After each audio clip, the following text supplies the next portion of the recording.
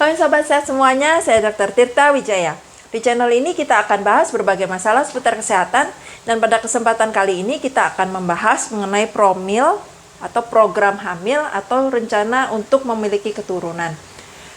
Topik ini saya bahas karena berdasarkan pertanyaan dari beberapa sobat sehat. Yang menurut saya lucu sih, kenapa yang tanya yang perempuan doang, nggak ada lelaki yang tanya soal beginian. Padahal untuk hamil, memang yang hamil itu perempuan. Tapi kan nggak mungkin perempuan hamil sendirian tanpa lelaki, gitu ya. Nah, coba deh sobat sehat yang laki, jelaskan kenapa kira-kira kok nggak ada yang tanya ya masalah beginian, gitu ya. Oke, kita masuk ke bahasannya ya. Jadi untuk merencanakan kehamilan, itu sebenarnya harus dilakukan sebelum menikah.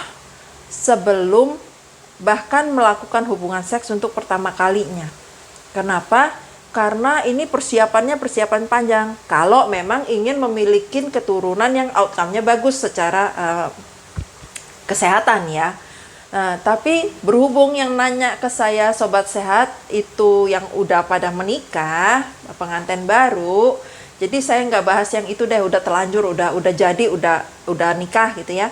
Kita bahas yang setelah menikah, kalau mau program hamil apa aja yang harus disiapkan. Pertama, yang paling obvious tapi sering terlupakan, itu adalah masalah finansial. Kenapa? Karena memiliki anak itu merupakan komitmen finansial jangka panjang dan besar. Jadi bukan seperti beli motor, beli mobil, beli rumah. Taruhlah beli rumah satu dicicil ke bank 10-15 tahun kelar dia. Tapi kalau punya anak kan nggak cukup 15 tahun. Emang anak umurnya sampai 15 tahun udah gitu udah kita nggak perlu biayain lagi. Nggak juga kan. Ini kalau di Indonesia menganut sistem pendidikan dasar 12 tahun. Berarti sampai tuh anak lulus SMA. Nah, lulus SMA kira-kira umur 18. Kalau lulus terus ya, kalau nggak naik kelas gitu. Jadi kalau punya satu anak, kita harus mempersiapkan untuk anak ini sampai usia 18. Itu kalau targetnya cuma lulus SMA doang loh. Kalau mau nguliahin, nambah lagi tuh, nambah 4-5 tahun lagi. Kalau mau anaknya jadi dokter, nambah lagi tuh, nggak cukup 4-5 tahun. Itu kalau satu anak. Kalau 2 anak, jaraknya 2 tahun. Kalau 3 anak, oke, hitung sendiri ya. Yang ini harus direncanakan dengan financial planner, bukan sama dokter. Dan memang bukan saya nakut-nakutin, tapi memang perlu dipersiapkan secara finansial. Dan itu bukan berarti, harus kaya dulu baru boleh punya anak. Kagak. Sekarang mungkin belum gitu ya. Tapi kita harus udah tahu apa yang harus kita lakukan supaya kita mampu mencukupin kebutuhan anak ini, ya. Jadi ini perencanaannya yang diperlukan, bukan harus punya duit down payment yang cukup, bukan ya, bukan. Ini sekali lagi dibicarakan dengan financial planner. Oke. Nah, untuk ke dokter itu yang dibicarakan adalah masalah kesehatannya. Sebelum mulai merencanakan kehamilan, harus diperiksa dulu kesehatan dari si pasangan. Ingat ya, bukan cuma istrinya aja, tapi suaminya juga harus diperiksa kondisinya, suami dan istri. Kenapa? Karena untuk jadi hamil itu perlu sel telur dan sperma, bukan sel telur doang. Jadi yang spermanya ini juga harus dipastikan kualitasnya baik, gitu ya. Nah, yang diperiksa itu apa aja? Rata-rata sama untuk yang laki dan yang perempuan itu sama. Pertama, diperiksa kesehatan umum dari si lelaki dan perempuan. Apakah punya penyakit-penyakit khusus atau penyakit-penyakit kronik yang dapat mempengaruhi kualitas sel telur sel sperma atau mempengaruhi proses kehamilan. Kalau yang kehamilan itu mungkin lebih di perempuan. Tapi kalau kualitas sel telur sama sel sperma itu bahkan sebelum kehamilan terjadi, gitu ya. Terus ada juga penyakit-penyakit yang bisa mempersulit terjadinya implantasi. Sel telurnya bisa ketemu dengan sel sperma, tapi dia nggak bisa nempel ke leher, ke dinding rahim. Itu juga susah nanti jadi kehamilan. Dan semacam ini perlu diperiksa, ya. Jadi yang datang periksa ke dokter bukan cuma yang perempuan, tapi yang laki juga. Oke. Nah, udah gitu gaya hidup.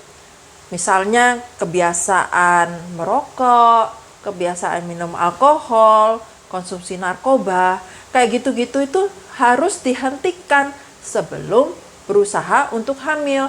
Kenapa? Pertama, karena untuk kebiasaan-kebiasaan semacam ini umumnya membutuhkan waktu untuk berhenti. Nggak bisa, saya mau berhenti, plek, semudah membalik telapak tangan. Nggak juga. Memang ada kasus yang jarang yang bisa dengan gampang dia berhenti. Tapi pada umumnya butuh upaya ekstra dan waktu yang panjang untuk menghentikan kebiasaan-kebiasaan buruk. Apalagi kalau udah dilakukan bertahun-tahun. Nah, udah gitu, yang kedua, tubuh kita juga butuh waktu untuk memperbaiki kerusakan-kerusakan yang sudah terjadi karena efek-efek kebiasaan buruk ini. Ya, jadi ini sebaiknya dilakukan beberapa bulan sebelum hamil. Kalau boleh sih begitu nikah udah mulai planning gitu ya. Jadi ada waktu cukup untuk perbaikan tubuhnya, perbaikan kondisinya. Nah, terus kalau gitu ada juga penyakit-penyakit kronis. Penyakit kronis seperti darah tinggi, kencing manis, itu bisa mempengaruhi juga untuk proses kehamilan, proses terjadinya kehamilan. Contohnya kalau pada perempuan, pada lelaki deh, kan ini yang jarang deh. Pada lelaki kalau yang menderita diabetes nggak terkendali, itu bisa loh sampai mengganggu proses ereksi. Jadi susah dia untuk melakukan ereksi dan susah untuk penetrasi. Gimana mau penetrasi, ereksinya aja kagak bisa gitu ya. Jadi ini sebaiknya diperbaikin dulu. Kalau misalnya kerusakannya sudah sedemikian kayak gimana gitu ya, udah nggak bisa diperbaikin, konsultasikan dengan dokter. Dok, saya ada sakit ini, kondisinya seperti ini, saya pengen punya anak, gimana ya caranya, optionnya apa aja gitu ya. Oke, itu adalah mengenai kondisi penyakit-penyakit kronis. Kalau ada terapi yang dijalanin secara rutin, itu pun harus dibicarakan dengan dokternya kalau mau merencanakan kehamilan. Contohnya kayak pada ibu hamil yang dengan darah tinggi, obatnya perlu diganti karena obat darah tinggi yang biasa itu bisa berefek buruk pada kehamilan. Jadi sebaiknya diganti bahkan sebelum terjadi hamil atau segera setelah diketahui hamil gitu ya. Nah itu. Terus ada juga yang terapi-terapi tertentu yang harus di-adjust sebelum terjadi kehamilan. Contohnya apa? Misalnya kanker. Kan terapi kanker itu yang sering tuh apa sih? Kemoterapi, radioterapi. Nah itu bisa merusak, jadi nggak semua ya, tapi bisa merusak kemampuan reproduksi, bisa merusak sperma, kemampuan menghasilkan sperma, bisa merusak sel-sel telur yang udah ada gitu ya. Nah, ini sih sebenarnya tanggung jawab dari si dokternya. Sebelum dokter melakukan terapi yang semacam ini, dia harus ngomong ke pasien bahwa ini loh terapinya seperti ini, kalau nggak dilakukan kamu akibatnya begini-begini, kalau dilakukan efeknya begini-begini, antara lain mempengaruhi dari kemampuan reproduksi. Itu harus dibicarakan, terutama kalau pasiennya itu belum punya anak. Bahkan kalau udah punya anak pun tetap harus dibicarakan sih, harus. Kalau pasiennya masih anak-anak, remaja, di bawah umur, itu akan dilakukan upaya untuk preservasi dari kemampuan reproduksinya. Jadi misalnya kalau untuk pasien lelaki yang udah balik, yang sudah akil balik dan sudah bisa menghasilkan sperma, ya, itu akan disimpan spermanya di bank sperma. Kalau yang perempuan itu disimpan sel telurnya di bank juga. Dan ini banknya aneh, kalau kita nyimpen duit di bank gitu kan, kita kan dapat bunga. Kalau ini terbalik, kita nyimpen sperma, nyimpen sel telur, kita yang bayar biaya penyimpanan. Dan ini jangka panjang karena kita nggak tahu kapan akan dibutuhkan. Kalau misalnya nih pasiennya umur 14 tahun dan pengen punya anaknya nanti sekitar umur 30-an, berarti nyimpennya 16 tahun loh gitu ya. Tapi ya itu adalah hal-hal yang harus dilakukan untuk in case si pasien ini pengen punya keturunan ya. Jadi bahkan sebelum menikah sebenarnya saya tadi bilang, tapi oke lah kalau udah terlanjur menikah gitu ya. Jadi penyakit-penyakit semacam itu harus dibicarakan dengan dokternya. Kalau dokternya nggak ngomong, pasien yang tanyain. Kalau pasien ragu, ini sakit saya ini kemarin dokter Tirta nggak bilang sih, bukan kanker sih, ngaruh nggak ya? Tanyain aja ke dokternya. Itu haknya pasien kok untuk tanya. Saya nggak bisa bahas semua di sini karena bahasannya terlalu luas gitu ya. Tapi kalau sobat sehat ada penyakit dan ragu, tanyakan ke dokternya. Kalau penyakit-penyakit lain yang mungkin sering di Indonesia itu adalah tuberkulosis ya, TBC. Jadi saya pernah ketemu beberapa pasien yang menghentikan terapi TBC-nya karena dia pengen hamil. Oh, itu saya ini sih, bukan apa ya. Karena TBC itu terapinya dengan antibiotik yang nggak boleh di stop selama masa-masa tertentu, at least 6 bulan sih, bisa lebih, nggak boleh kurang. Nah, kalau sampai di stop di tengah jalan, apapun alasannya, itu takutnya bakterinya itu jadi resisten nanti, jadi kebal terhadap antibiotik. Yang aturan cukup 6 bulan dengan 4 obat gitu ya, kombinasi 4 obat. Nanti kalau mau lanjut lagi terapinya, udah nggak bisa dipakai lagi regimen yang sama, harus misalnya diulang lagi selama 9 bulan, 12 bulan, atau obatnya ditambah, atau diganti dengan yang lebih kuat, atau wah banyak sekali kemungkinannya.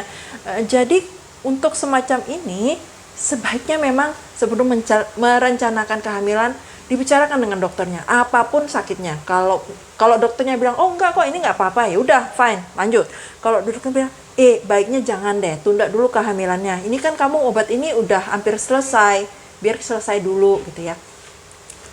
Itu perlu dibicarakan, sayang gitu loh. Soalnya kalau seperti kasus TBC gitu ya, berhenti di tengah jalan, terus ibunya hamil dalam keadaan infeksinya belum tuntas gitu ya, itu dia nggak optimal kehamilannya, nggak optimal juga pengobatannya. Dua-duanya itu sayang. Udah gitu nanti setelah hamil, setelah melahirkan nggak bisa menyusuin, nggak bisa sih, tapi lebih susah gitu ya. Jadi nggak optimal gitu loh, sayang. Mendingan ditunda beberapa bulan, tapi jalannya lebih bagus daripada kita ngebet, dilakukan lebih cepat hamilnya, tapi efeknya ke belakangnya nggak bagus gitu ya. Nah, itu adalah penyakit. Terus ada juga yang terkait dengan paparan sehari-hari, misalnya di tempat kerja, di tempat tinggal gitu ya. Itu ada paparan-paparan tertentu yang menyebabkan gangguan terhadap proses terjadinya kehamilan. Contohnya ini kalau pada lelaki misalnya, itu adalah mereka yang bekerja di kondisi yang panas. Panas ini dapat merusak, menurunkan kemampuan menghasilkan sperma yang baik. Itu sebabnya ya kenapa perangkat genital lelaki itu adanya di luar tubuh, bukan di dalam. Pernah pikiran nggak kenapa itu penis sama testis adanya di luar? Karena memang membutuhkan suhu yang lebih rendah dibandingkan suhu tubuh untuk menghasilkan sperma yang optimal. Nah, bayangkan kalau misalnya meskipun perangkatnya di luar, tapi suhu ruangannya itu panas, ya sama aja nanti sperma yang dihasilkan nggak bagus. Contohnya itu apa? Misalnya lelaki yang bekerja sebagai tukang masak atau chef gitu ya, itu kan biasanya kompor letaknya kan agak di bawah, bukan kompor di setinggi mata gitu kan, agak di bawah, dan ini panas. Itu bisa panas yang radiasi panasnya itu bisa mengganggu kesuburan. Contoh lainnya itu yang kerja itu tukang fotokopi, biasanya berdirinya kan mepet ke mesin fotokopi, dan mesin fotokopinya itu nggak tahu kalau yang zaman sekarang ya, kalau yang zaman dulu sih panas gitu ya waktu saya kuliah. Terus sopir yang duduk berjam-jam di kemudi yang mesinnya di bawah jok, bukan yang di depan. Kalau mesinnya di depan mungkin nggak terlalu ngaruh gitu, tapi kalau mesinnya di bawah jok kan panas tuh. Nah, itu bisa mempengaruhi juga.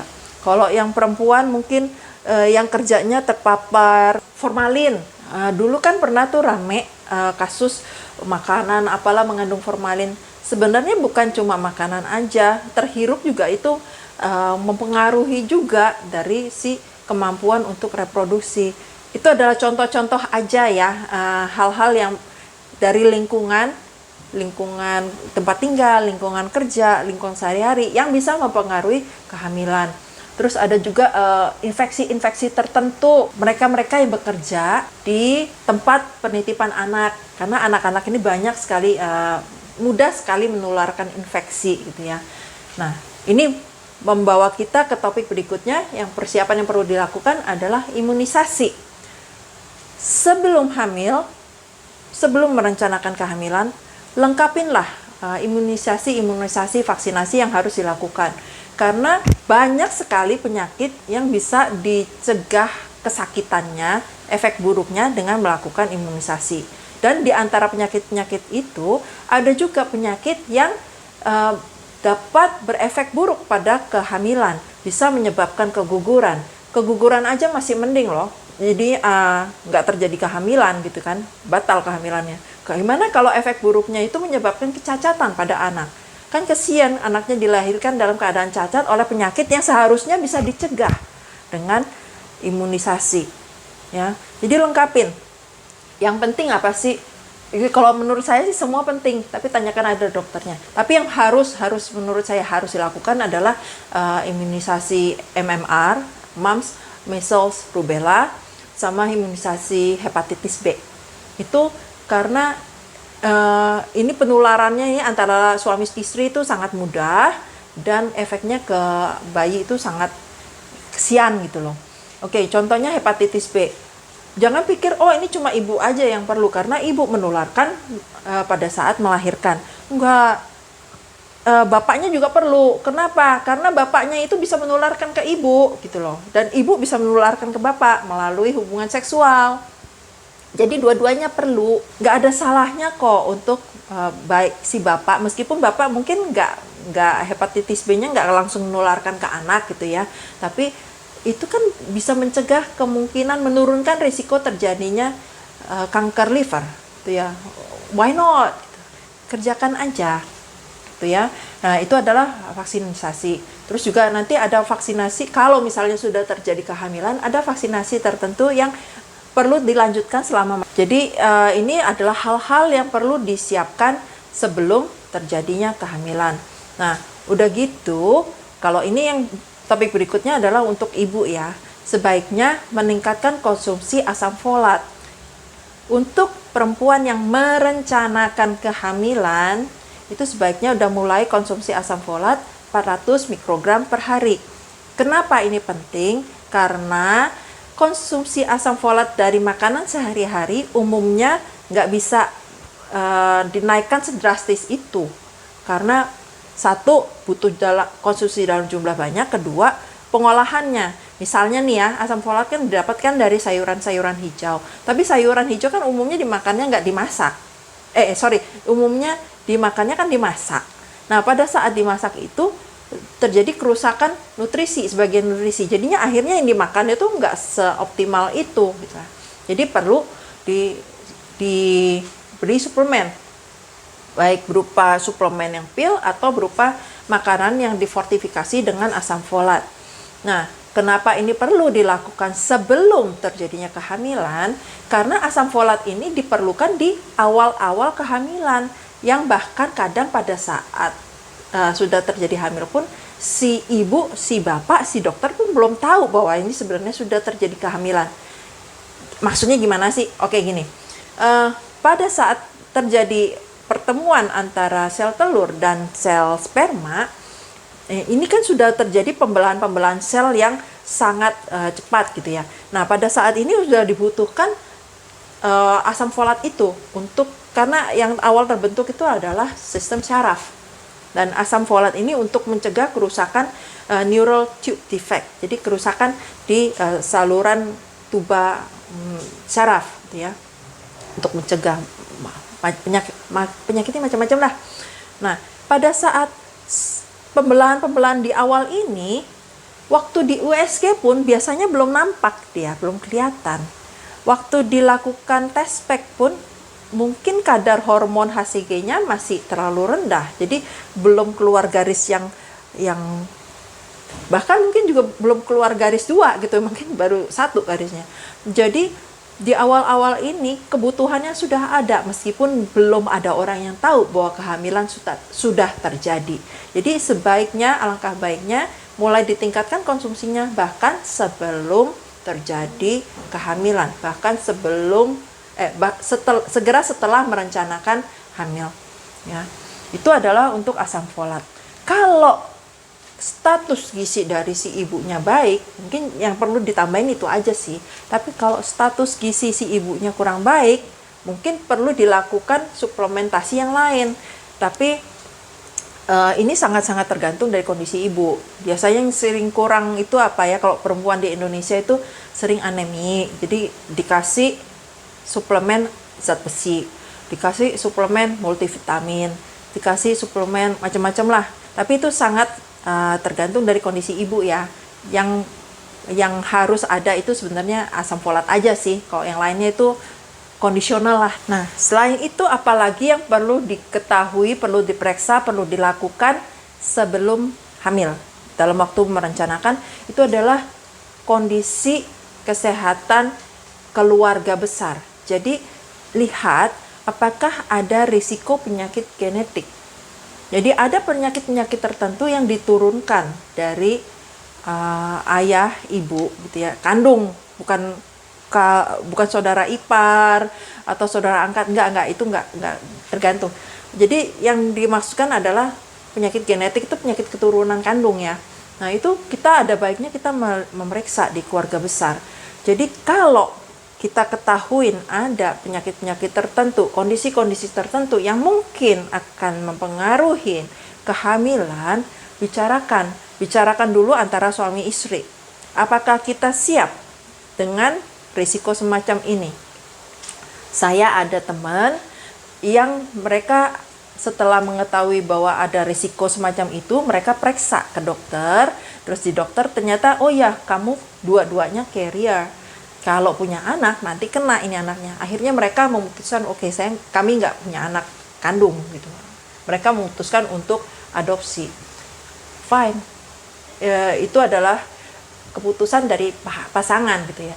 At least mereka tahu resikonya dan mereka mengambil keputusan berdasarkan apa yang mereka ketahui. Jadi ini keputusannya bukan berdasarkan feeling emosional aja ya, gitu ya. Itu adalah penyakit genetik. Dan yang gak kalah pentingnya saat ini adalah kesehatan mental. Apakah ayah dan ibu, calon ayah dan calon ibu secara mental siap untuk memiliki keturunan? Memiliki keturunan secara fisik mungkin oke, tapi kalau secara mentalnya gak siap, ini anak akan tumbuh, berkembang dalam kondisi yang gak optimal. Oke, kalau memang kedua pasangan memiliki masalah atau memiliki kondisi tertentu, tapi mereka siap untuk itu, oke, go ahead, nggak apa-apa. Saya ada baca beberapa artikel di mana orang tuanya itu memiliki gangguan Down syndrome, apa kayak gitu. Kalau mereka siap dengan kondisi semacam ini, ya kita nggak bisa apa ya, tapi at least mereka harus tahu risiko apa yang dihadapin, ya. Nah, kalau semuanya sudah oke, sudah clear, barulah kita melakukan hal-hal yang sifatnya lebih praktikal ya, yaitu melakukan hubungan seks tanpa kontrasepsi. Jelas dong, kalau pakai kontrasepsi gimana mau hamil gitu kan? Oke, lakukan hubungan seks tanpa kontrasepsi.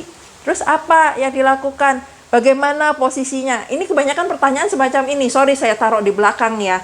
Karena menurut saya ini lebih nggak krusial sih. Yang lebih krusial yang saya dibahas di depan-depan itu. Gitu.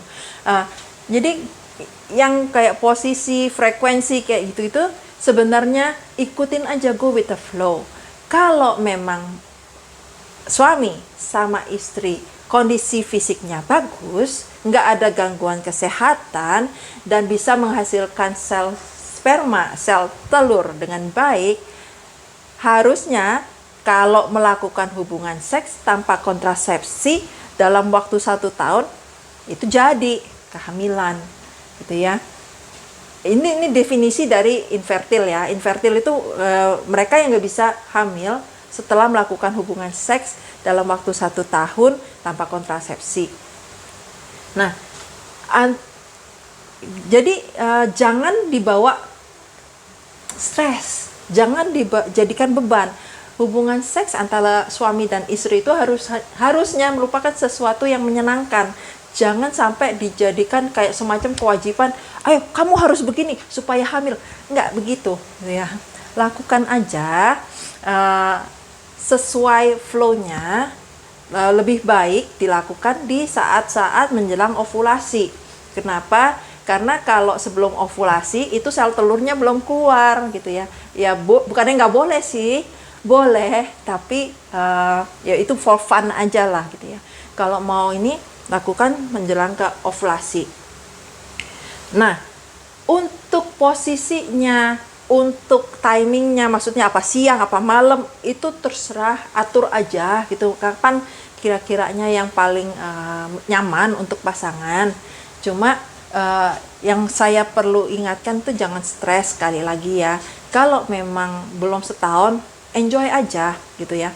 Nah, kalau memang sudah setahun nggak jadi-jadi juga, berobatlah ke dokter biar diperiksa. Kenapa nih? Mungkin sebenarnya sudah terjadi kehamilan tapi nggak bisa implantasi. Mungkin sebenarnya sudah terjadi pertemuan antara sperma dan sel telur, tapi itu dia gugur. Itu bisa terjadi. Saya sering lihat kasusnya itu pada mereka yang terkena infeksi tokso, sama itulah ya, yang dari biasanya orang yang memelihara kucing yang tidak divaksin gitu ya. Itu tuh sering ada beberapa kasus. Jadi sebelum 12 bulan berlalu, enjoy aja. Kalau perlu ambil honeymoon kedua, bulan madu kedua, enjoy, jangan dipaksakan. Oke, tapi jangan tiap hari ya berhubungan seksnya. Jangan bilang, dokter Tirta kemarin bilang enjoy aja. Nggak tiap hari juga. Kalau tiap hari capek lah gitu ya. Mungkin 3 hari sekali, 2 hari sekali. Jangan sampai memaksakan lah istilahnya. Memaksakan ini bukan cuma perempuan tapi juga yang laki gitu. Jadi dua-duanya harus ada mutual consent gitu untuk melakukan dan enjoy. Semoga apa yang saya sharingkan hari ini bermanfaat. Kalau ada yang belum puas mau ditanyakan lagi, silakan klik di komen, nanti akan kita buatkan video berikutnya. Salam sehat selalu.